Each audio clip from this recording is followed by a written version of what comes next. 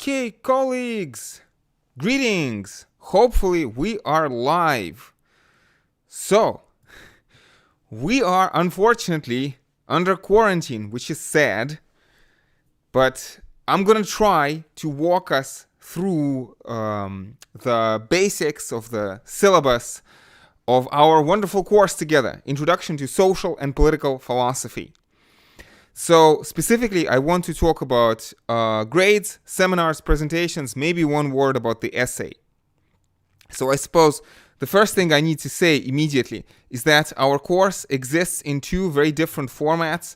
One is in Coursera, and the other one is in the offline, face-to-face programs. And these are not the same, okay? So Coursera is not offline, I don't know, face-to-face, how do you put this?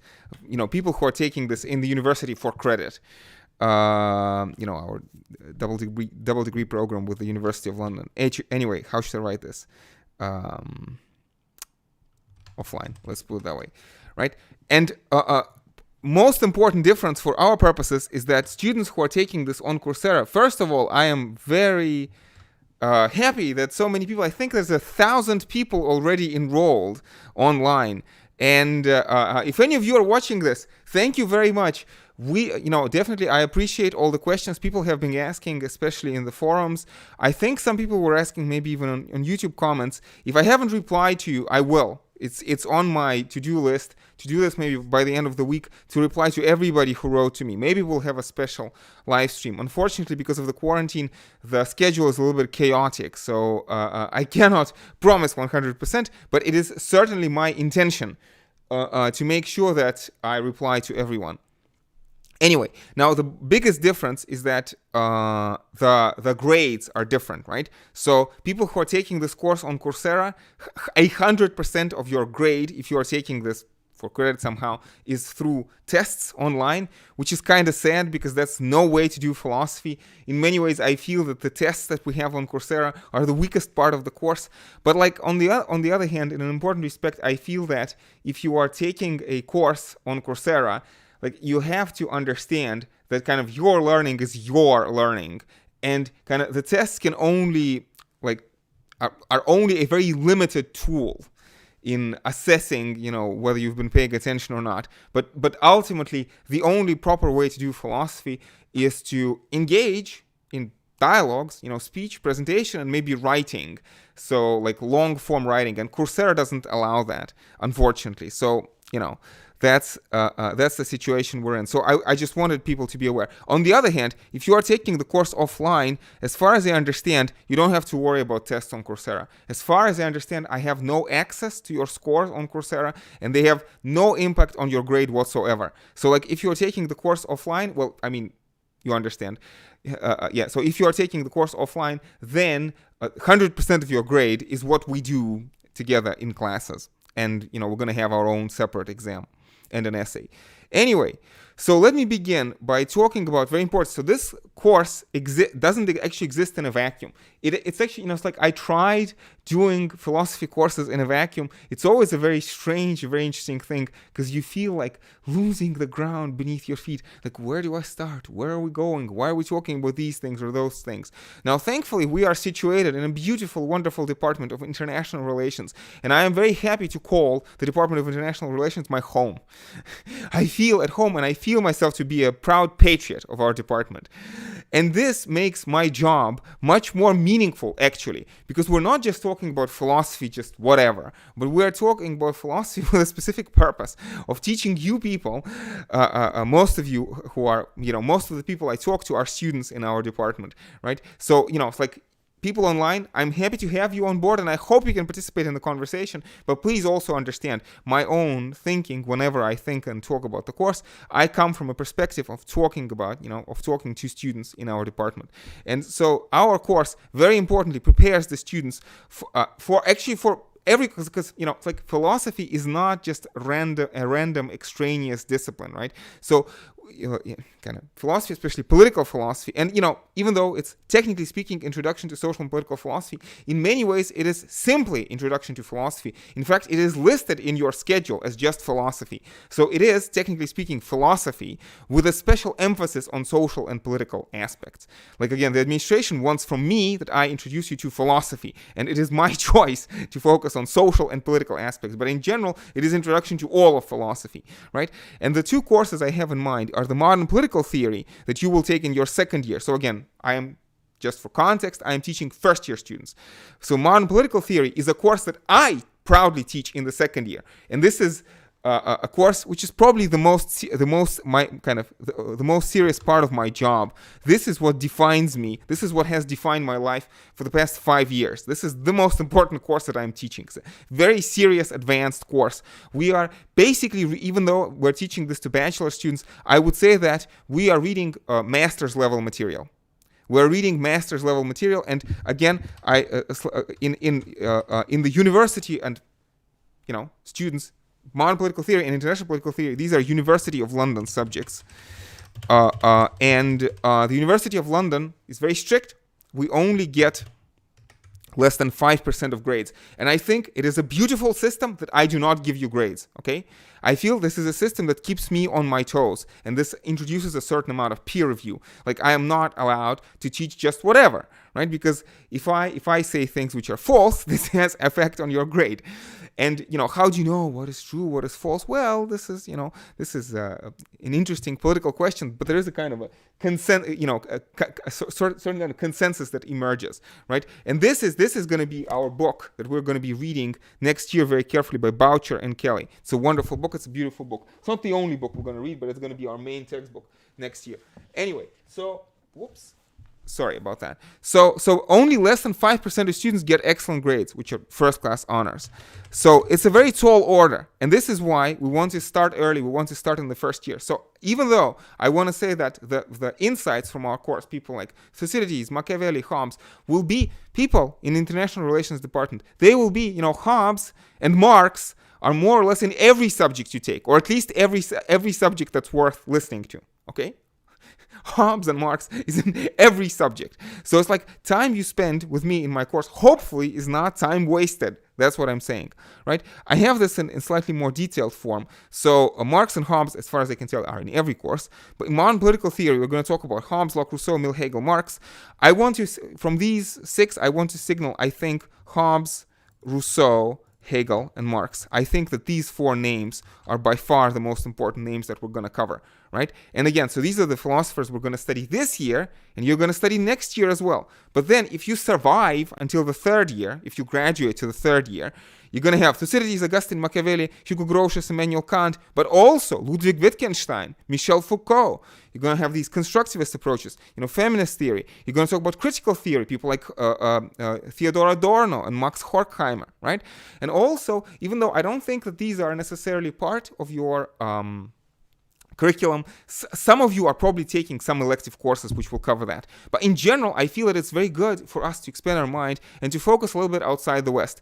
We'll see how much we can do this. I was not able to fit any of this into Coursera because basically there's no time.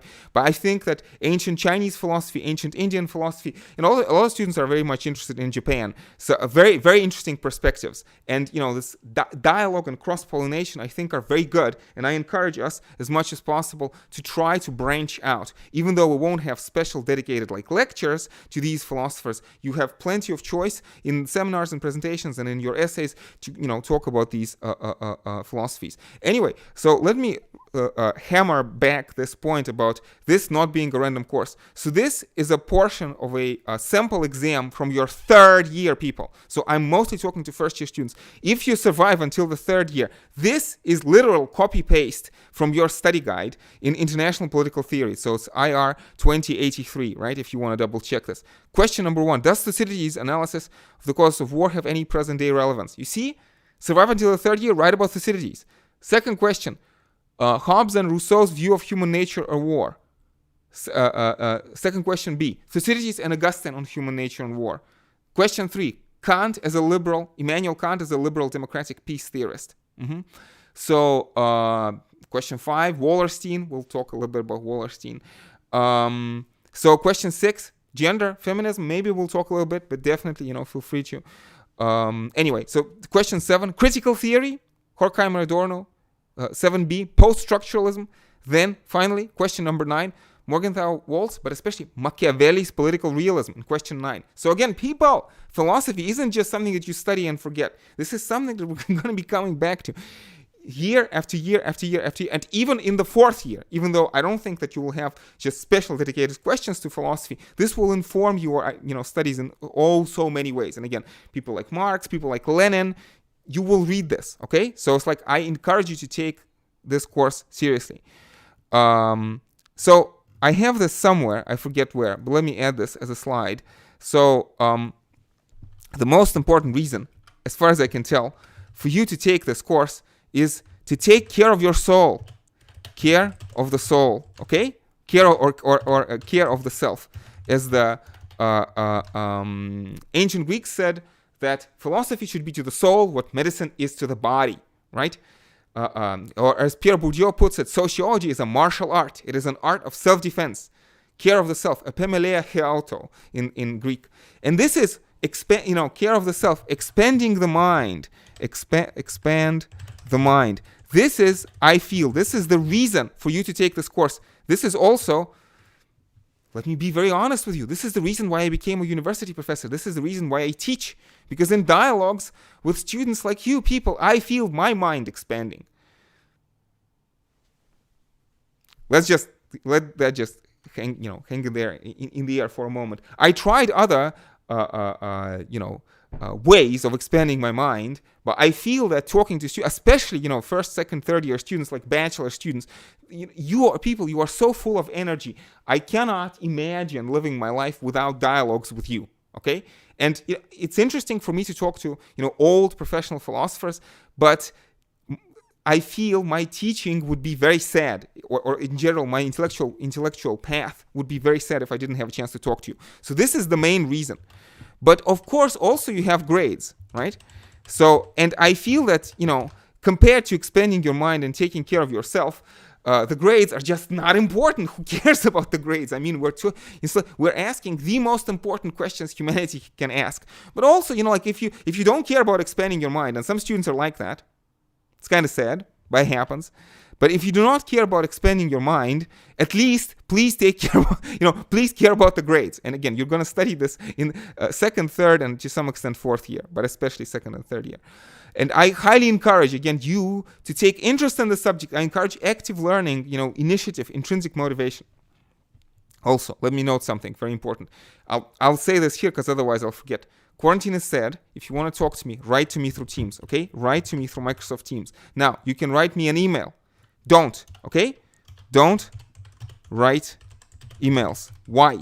Because I get approximately 50 spam email messages per day. And it's very difficult for me to sift through them. And I try, but very often people, students write to me and their mails get lost and I find them a week after they wrote to me. So please, it's like if you write me an email, there's a chance I'll respond.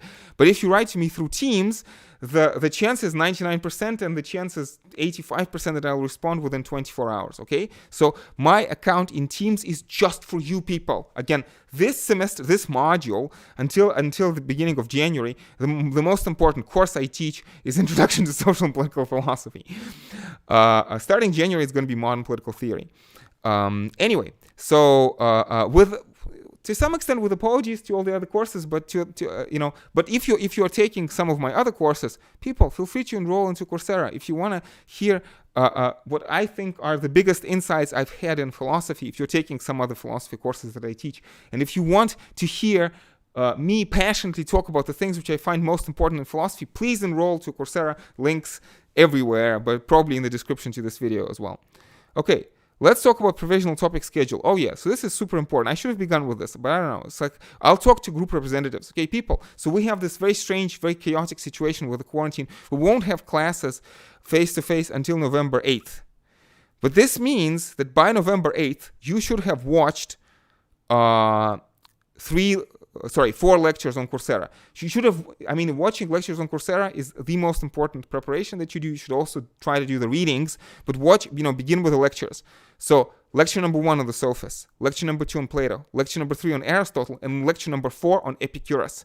So November 8 or November 9, when you come to the seminar, you should be prepared to discuss all 4 of these, okay? Like all of these 4 you are responsible for by November 8. Now, it's kind of a strange situation. We have 13 classes, 13 full, because the first class was introduction. We have 13 full seminars, but we have 16 lectures. So this is the way I provisionally want to structure the seminars and the lectures. So the lecture 5 about natural law is probably not going to get its own separate seminar. So like our seminar on November 8 is going to be devoted to entirety of natural philosophy, and so this is going to be our seminar 3. Our seminar 3 on November 8 is going to be all of ancient philosophy. Our seminar 4 on November 11 or November 12 is going to be about Hobbes. This is the preliminary plan. Will we talk about natural law? Maybe. If you want to do a presentation on it, if you want to ask a question about it, but there will not be a separate lecture on the natural law. Now, I'm not sure if I should say optional. Maybe I should change that. We'll see. Anyway, it's like this is the preliminary provisional topic schedule. We'll see. Now, again, what is really important is that by November 8, you have covered everything by topic 4. This is important. We'll figure out what to do with natural law later down the line. So let's talk about grades. So again, the care of the self is so much more important than the grades. But people ask me about the grades, so let me talk about the grades. Seminar participation, 25%. So mere attendance, the fact of your presence in the room is 0%. It doesn't count. Now, we're also doing forms. I don't like the word quiz, but we're doing forms. Now, I have not been born yesterday, and I understand that if people want to cheat on forms, it is super easy to cheat on forms. So I do not allocate a set percentage of your grade for forms. But I will take a look at your forms in a kind of a non-linear fashion, and it will have an impact on your grade. Again, the formal way, this is formalized in the syllabus, is that these forms will be used to decide borderline cases, but do not contribute a fixed portion to the grade. Then there's going to be an essay. The provisional deadline for the essay is going to be Sunday, December 5. So provisional deadline for the essay is Sunday, December 5. I'll talk about this more. So essay, Sunday, December 5. Now, December 5th. Now, the essay is basically a summary of one of your presentations. Approximately a 1,000 word summary of one of your presentations. I'll talk more about the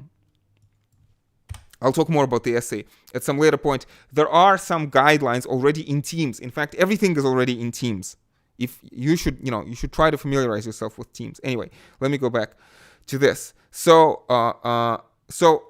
essay is going to count for 15%. Now, we also have 2 class presentations, 15% each to a combined total of 30. Now, I'm saying 2 presentations minimum. We'll see exactly how it goes, but I am encouraging excellent students to do 3 presentations, and the way this is going to work is you do 3, and 2 of your best grades count towards the final grade, and the 3rd presentation is discarded.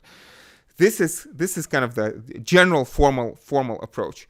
And then the final exam, which is going to be written, open-ended, essay-type final exam, is going to be 30%. Something like that. Let me say some more. Yeah, so the home assignments. The home assignments is you watch the lectures on Coursera, you look at them, you also look at what is... So this is first, number 1, that everybody has to do. This is first priority. Second priority, students who want good grades or excellent grades. You should also do the readings. No, I mean, everybody should try to do the readings. And again, it's for your own good, because obviously there's no way I can talk about everything in Coursera, but I'm trying anyway. But for some of you, English is not your native language, so it's going to be difficult.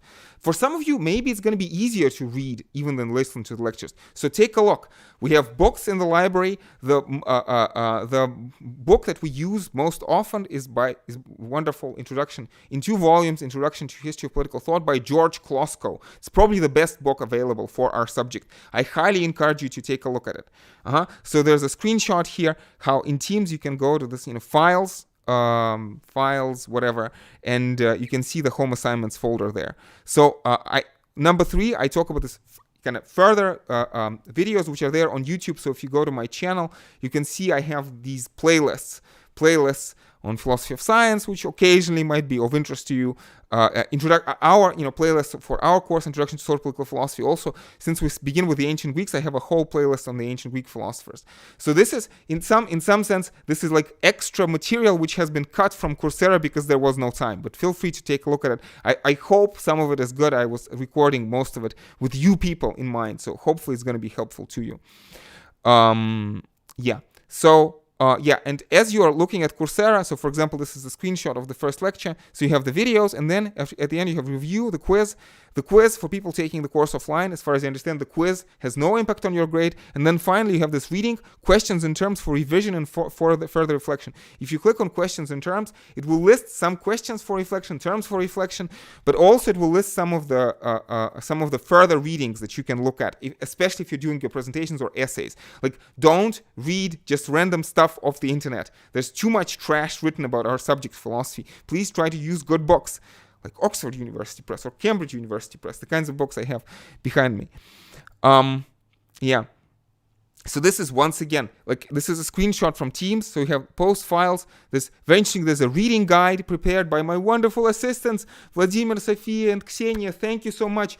These are third-year students, some of the best students I've ever had in my entire life. I'm so incredibly helpful and thankful and grateful to them for their immense help. They have prepared a reading guide and some advice on what you should do when you take the course. It's up there. You can see so post files. So post files, for some reason files 2 times, but then reading guide. Feel free to click on it. And then there's also a link to presentation choice.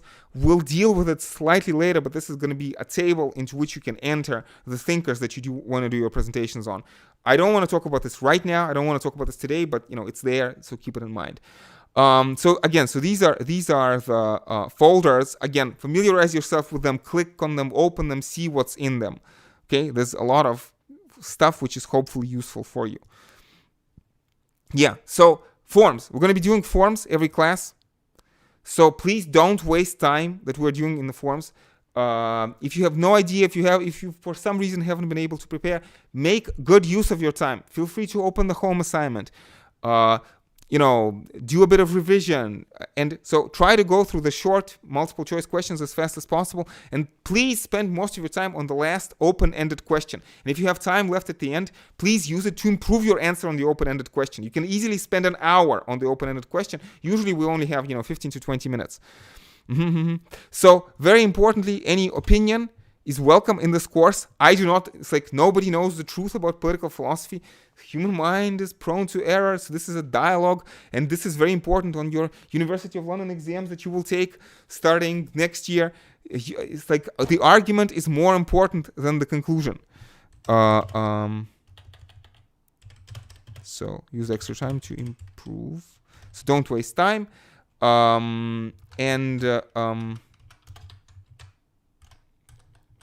So any opinion is welcome. You need to have a good argument. So arguments are more important than conclusions. And feel free to disagree with me. In fact, very often, this is how my mind develops. It's like when I hear interesting criticisms from students, I have changed my opinion. It's amazing. I should do a whole video about this. Because you see, physics professors usually do not learn from first-year students. But philosophy professors should learn from their students. This is a very peculiar fact about philosophy as an academic discipline. I want to do a separate video about this. I don't want to talk about this right now, but it's somewhere over there. Yeah. So has to do with complexity, but also has to do with critical task of philosophy. I'll talk about it at some other point. So also, I want to stress this. You see, it's a very sad fact about us. Like, we're talking about political philosophy. Many of the political philosophers, people like Marx, Nietzsche, Foucault, have this critical insight, right? They want, they look at school. We're in a university. Is school just about discipline and indoctrination? This is this conflictual view. School is just about discipline and indoctrination, right? I really hope that it's not. And I am trying for our class not to be about discipline and indoctrination. I think that the reason for me to teach, I hope that the reason for me to teach is to expand my mind, and I'm trying to help you expand your mind as well. And this is why I hope that, this course will help you in some way. I'm not sure if I'm successful, but at least I'm declaring this. I'm trying to encourage active learning and intrinsic motivation. I'm trying to encourage you to have your own opinion and well-grounded arguments. Sometimes, it's just sticking to your own opinion is not necessarily the best strategy. Because, education to a very large extent is about challenging your opinion and maybe changing your mind. But it's okay if at the end you disagree with me, but it's important to have arguments in your head. And so, very importantly, we're doing two things together. We're doing seminars and we're doing presentations. So I want seminar to be about dialogue. So this is, to many of you, a strange and intimidating format, because we begin the seminar and I'm saying, people, do you have any questions? Are there any issues that you want to discuss? For many of you, this is like, again, you are used to discipline and indoctrination. You're not used to being asked for your opinions and for your dialogues. But I want the seminar to proceed in a dialogical fashion. You have listened to the lectures, you have done the reading, have some burning questions in your head. Maybe you disagree with something. Maybe you find something I've said controversial. I want the seminar to be a discussion motivated by your interest. And I want, ideally, the discussion in every group to be different. That's nice. And it's very good for me and for my mental health that we're talking about different things. And also, it's like, again, I hope that this will help you, again, expand your mind and, the dialogue be led in a particular fashion by you. But also, this is good for me because this is cross-pollination of ideas. Because if the seminar turns into a mini lecture, I don't need that. Well, I already recorded 16 lectures on Coursera. You can hear me speak, for ages. So ideally in the seminar, I should be silent or at the very least, like if I'm saying something, I should be responding to something that you have found, right? But it's that you have found interesting or engaging. But this is very important. When you do the readings, come to the seminars ready to discuss, ready to ask questions, ready to make insightful comments. Very often, the questions that students ask are beautiful and brilliant. You would be surprised, you would be amazed how sometimes I can see the best students, the most brilliant, the excellent students by the kinds of questions that people ask. The answers are important, the opinions are important, but the questions are sometimes extremely insightful, and I'm very much interested in those. And again, hopefully they're interesting to you, and they're also sometimes very useful, very insightful to me. I want to say most of the time. So this is the seminar, and this is how I try to avoid school being about discipline and indoctrination. I want you to come with initiative to the seminar, and the seminar be led by you and not by me. Hopefully, this is going to make the seminar less about discipline and indoctrination and more about free and equal discussion, open dialogue. It's like, again, it's a beautiful ideal from Jürgen Habermas to John Stuart Mill. This goes back to Socrates, the ideal of free and equal discussion. And as Jürgen Habermas puts it, der zwanglosen Zwang des besseren Arguments, the peculiarly unforced force of the better argument. And similarly, in the presentations, I want you to find your passion. Find something that you are interested in. So let me talk about presentations. So the presentations are probably going to be 10, 15 minutes. Well, it depends on the seminar. Sometimes we can devote slightly more time to it, but usually something like 10 minutes. Focus on the main ideas, on the key issues from the thinker, and try to make the presentation interesting, right? Talk about something that you find interesting and engaging. Philosophy is broad. You can talk about metaphysics or philosophy of music or philosophy of mathematics. Talk about anything that you find interesting and engaging, right? That is related to the course, right? So if you're not sure to always talk to me, feel free to write to me through Teams. But your presentation should be interesting to you and something that is interesting to your classmates. This is the recipe for an excellent presentation, right? And you can either focus on the main thinkers, like if you have no idea whom to take, if you have no idea which passion to, what is your passion, focus on the main thinkers. Again, these philosophers which I've had in the beginning of the slide here, of the presentation here, right? So these are the main philosophers that we are covering in the course. These are the philosophers that you're going to be studying year in and year out. So if you have no idea which philosophers to take, these are excellent choices, okay? Hobbes, Rousseau, Hegel, Marx, maybe Thucydides, maybe Wittgenstein, maybe, I don't know, Foucault, because you will have to write about these philosophers in the future, right? But also feel free to go wide. Let's broaden our minds. Let's go beyond the Western tradition. So some of it's like, feel free to, maybe there are names you can add to the list. Somebody I have never heard of, but I'm always curious, always trying to learn new things. Some of the philosophers that I'm trying to learn more about are Lao Tzu and the tradition of Taoism, Buddha and the tradition of Buddhism, and especially, Buddhist philosophers such as Nagarjuna or Vasubandhu. In addition to Lao Tzu, in the Taoist tradition, we have Zhuangzi. Oh, I am very sorry. I'm not sure I'll be able to spell Zhuangzi. I hope that this is how you spell Zhuangzi. But, I find Taoist tradition and Buddhist tradition to be extremely, okay, this is probably how you spell Zhuangzi, extremely interesting and extremely stimulating. So, by all other traditions maybe, but these are the two I can suggest immediately. Japanese philosophy, Zen Buddhism. Yeah, why not? Why not? Very interesting. Let's talk about that. Let me maybe add Zen Buddhism to the list. Zen Buddhism. I am cheating, of course, because Zen Buddhism, to a very large extent, is a synthesis of Taoism and Buddhism. And so I have Taoism, Lao Tzu, Zhuangzi, and classical Buddhist philosophy. But it's okay. I mean, this is just one suggestion. Feel free to take other thinkers from other traditions. If you're unsure whether they fall within the course or whether they are respectable enough, feel free to talk to me. Also, I have here, right? So this is my video about Thucydides. Feel free to check it out on YouTube. You can just Google Karagin Thucydides. It's 8 minutes. So it's an 8-minute video about Thucydides. This is more or less what I expect a presentation to be. I talk for 8 minutes about what I find most interesting and most engaging about Thucydides. This is an example of a presentation progress. Now, especially, should you use PowerPoint? Well, if we're doing classes, if we're doing seminar through Teams, yes, you absolutely need PowerPoint, because otherwise it's very difficult for people to follow. If somehow we'll have a chance to have classes in class, then maybe you can use the board. But PowerPoint is good, because otherwise, again, sometimes it's difficult for people to hear if your English pronunciation is not necessarily very good. So PowerPoint is mandatory for classes through Teams. Whew. Okay, so continuing on about presentations. So if you go to the home assignments folder, once again, you can see there are home assignments, but there are also these further extra home assignments about ancient Indian philosophy, ancient Chinese philosophy, medieval philosophy, Reformation, René Descartes, Hugo Grotius, Spinoza, Montesquieu, Burke, Hegel's Phenomenology of Spirit, Martin Heidegger, Sigmund Freud, Ludwig Wittgenstein, Jürgen Habermas. So all of these are further extra assignments. They are there precisely because, if you click on them, you'll find some materials that I recommend for presentations. And if you're doing presentations, please start with these folders, okay? Please take a look at these folders and see what's in them, okay? And again, as you're doing presentations, you have to aim to use good sources, because very often, I'm sorry for being rude, but very often things that you find on the internet are wrong and trash. Okay, about philosophers, about, let's say, Hobbes, just wrong. So please try to use good sources.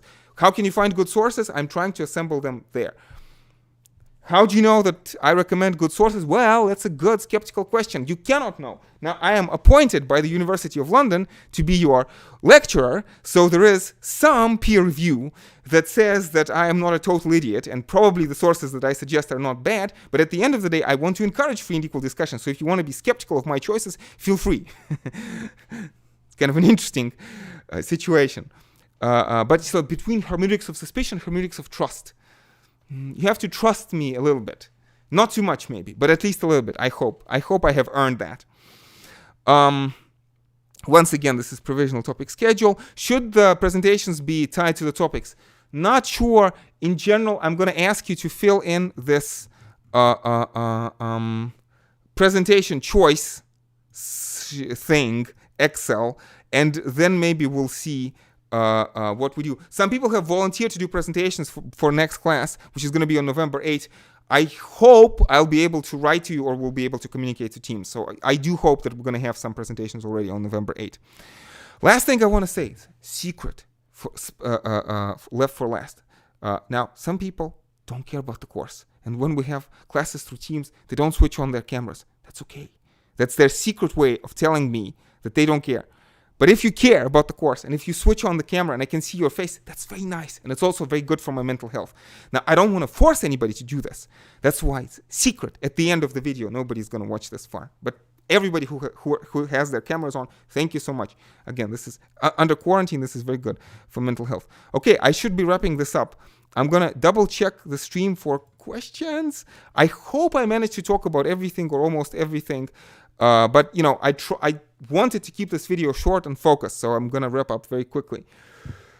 Whew.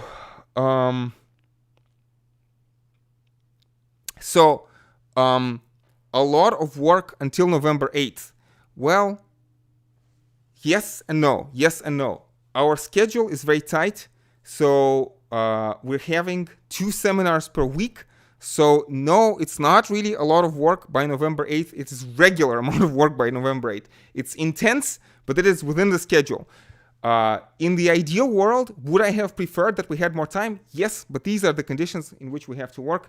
And at the end of the day, some consolation that this is just a primer that you have in the first year. We'll have a chance to go back and explore all these topics. Again, this year we have 1 class for Marx, let's say, and we're going to have, you know, 1 class, like, let's say Monday, Marx, and Thursday already Nietzsche. But next year, don't worry, we'll have a whole month for Marx. Okay, so we're going to have a chance to breathe in, breathe out, relax, go over this once again. Yeah, so no warning about the live video. Yes, this was completely unscripted. Again, because of the quarantine, everything is super chaotic. I'll post this so everybody can watch this at the leisure time.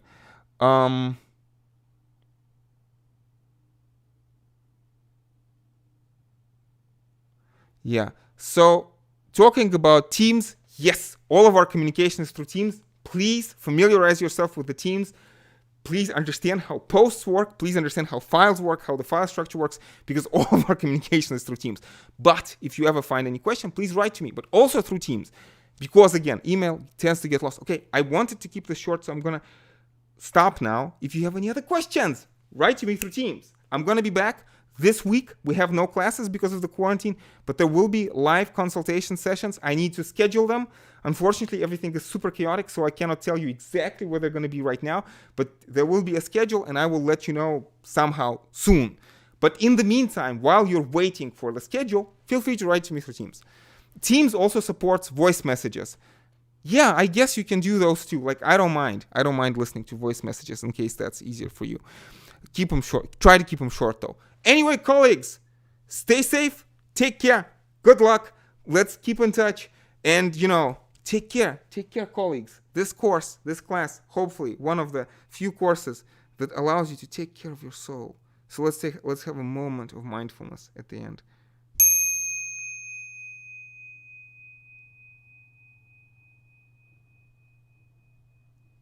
It's very difficult to be mindful when we are on such a crazy schedule. But we have to try, okay? We have to try.